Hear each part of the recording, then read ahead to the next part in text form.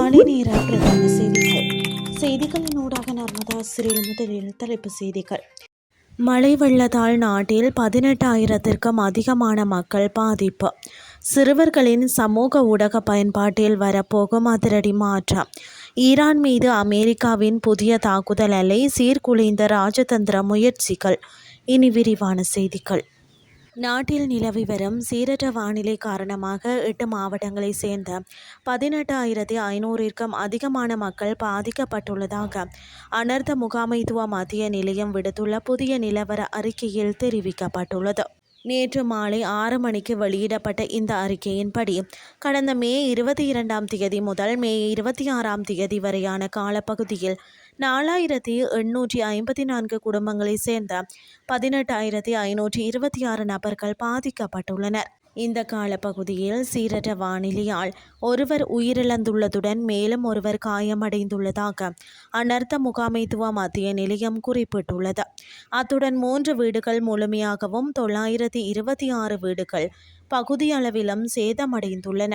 மாவட்ட ரீதியில் ரத்தினபுரி மாவட்டத்தில் அதிகளவான மக்கள் பாதிக்கப்பட்டுள்ளனர்.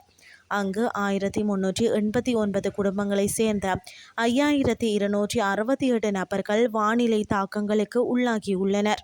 கொழும்பு மாவட்டத்தில் 1,571 குடும்பங்களைச் சேர்ந்த 6,773 நபர்களும், புத்தளம் மாவட்டத்தில் 1,219 குடும்பங்களைச் சேர்ந்த 4,265 நபர்களும் பாதிக்கப்பட்டுள்ளதாக அந்த அறிக்கையில் கூறப்பட்டுள்ளது. அனர்த்த முகாமைத்துவ மத்திய நிலையத்தின் அறிக்கையின்படி நாடு தழுவிய ரீதியில் 9 பாதுகாப்பான அமைவிடங்கள் நலம்புரி முகாம்கள் நிறுவப்பட்டு அவற்றில் தற்போது 69 குடும்பங்களை சேர்ந்த 245 நபர்கள் தற்காலிகமாக தங்க வைக்கப்பட்டுள்ளனர்.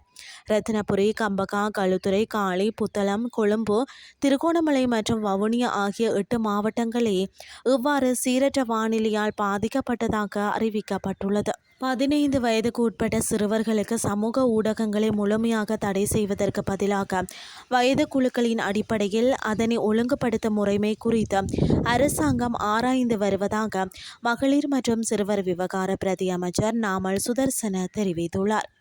நாடாளுமன்ற உறுப்பினர் தயாஸ்ரீ ஜெயசேகரவினால் முன்வைக்கப்பட்ட 15 வயதுக்கு உட்பட்ட சிறுவர்களுக்கான சமூக ஊடக தடை குறித்த முன்மொழிவு தொடர்பில் நேற்றைய தினம் ஊடகவியலாளர் எழுப்பிய கேள்விக்கு பதிலளிக்கும் போதே அவர் இதனை தெரிவித்தார். தற்போதைய சூழலில் தொழில்நுட்பத்தை சிறுவர்களின் வாழ்க்கையில் இருந்து முழுமையாக ஒதுக்கிவிட முடியாது என சுட்டிக்காட்டிய பிரதி அமைச்சர் இதற்காக வயது அடிப்படையில் பிரிக்கப்பட்ட ஒழுங்குமுறை ஒன்றை கொண்டுவர அதிகாரிகள் எதிர்பார்த்துள்ளதாக குறிப்பிட்டார்.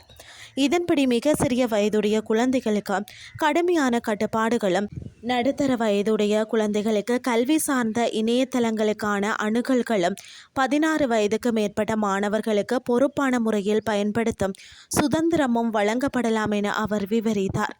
இந்த கட்டுப்பாடுகளை நடைமுறையில் எவ்வாறு செயல்படுத்துவது என்பது குறித்து தொழில்நுட்ப ரீதியான முன்மொழிவுகளை சமர்ப்பிக்குமாறு டிஜிட்டல் பொருளாதார அமைச்சை கேட்டுக்கொண்டுள்ளதாக தெரிவித்த அவர், ஆஸ்திரேலியா போன்ற நாடுகளிலும் முழுமையான தடைக்கு பதிலாக கட்டுப்பாடுகளை விதிக்கப்பட்டுள்ளதாக மேலும் தெரிவித்தார். இனி வெளிநாட்டு செய்திகள். ஈரானின் தென்பகுதியில் அமெரிக்கா நடத்திய தாக்குதல்களை தற்காப்பு என அமெரிக்க மத்திய கட்டளை பிரிவு விவரித்ததை தொடர்ந்து ஈரான் பதிலடி கொடுக்கப் போவதாக அச்சுறுத்தி வருகிறது. கோர்முஸ் நீரிணையை மீண்டும் திறப்பதை நோக்கமாக கொண்ட ஒரு ஒப்பந்தம் குறித்த பேச்சுவார்த்தைகளின் போது இந்த தாக்குதல்கள் நடைபெற்றுள்ளதாக தெரிவிக்கப்படுகிறது. போரை முடிவுக்கு கொண்டு வருவதற்கான தீவிரமடைந்து வரும் பேச்சுவார்த்தைகளை சீர்குலைக்கும் அச்சுறுத்தல்களுடன் அமெரிக்கா தற்காப்பு தாக்குதல்கள் என்று அழைத்தவற்றை நடத்தியதை தொடர்ந்து இரு நாடுகளுக்கும் இடையிலான போர் நிறுத்தத்தை அப்பட்டமாக மீறிவிட்டதாக ஈரான் இதன்போது குற்றம் சாட்டியது. இந்த விரோத செயல்களால் ஏற்படும் அனைத்து விளைவுகளுக்கும் அமெரிக்க ஆட்சியே பொறுப்பு என்றும் ஈரான் கூறியுள்ளது. எந்தவொரு ஆக்கிரமிப்பு செயலுக்கும் பதிலடி கொடுக்காமல் விடாது என்றும், ஈரான் மற்றும் அதன் மக்களின் கண்ணியத்தை பாதுகாக்க தயங்காது என்றும் எச்சரிக்கை விடுக்கப்பட்டுள்ளது. இதன்படி அமெரிக்கா நடத்திய தாக்குதலுக்கு பதிலடி கொடுக்கப்படும் என ஈரான் அதிகாரிகள் எச்சரித்த நிலையில் ஈரானுக்கும் அமெரிக்காவிற்கும் இடையே தற்போது பதற்றம் நீடித்துள்ளதுடன் இது பலவீனமான ராஜதந்திர முயற்சிகளை பாதிக்கும் அச்சுறுத்தலை ஏற்படுத்தியுள்ளமையும் குறிப்பிடத்தக்கது. இத்துடன் செய்திகள் யாவும் நிறைவடைகின்றது. அடுத்த இரவு 8:30 எதிர்பாருங்கள். நன்றி.